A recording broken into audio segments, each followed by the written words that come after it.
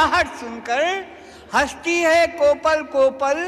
हम अपने तन्हा कमरे में खड़े हुए हैं सर के बल, सोच रहे हैं नया साल भी शायद के ऐसा होगा जैसी अपनी पोजीशन है, बिल्कुल ही वैसा।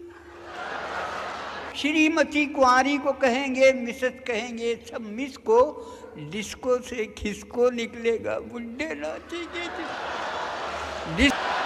हंस चुकेंगे ज्वार के दाने। आदाब।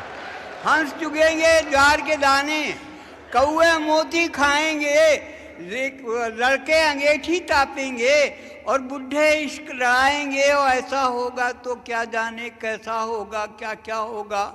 बेटा बाप कहा जाएगा, बाप बेचारा लड़का होगा।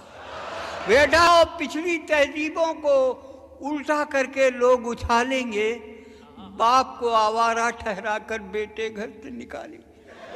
लेकिन ऐसा हो सकता है कोई कमरे में घुस आए, हमको सीधा कर दे तो ये नया साल सीधा हो जाए। लेकिन ऐसा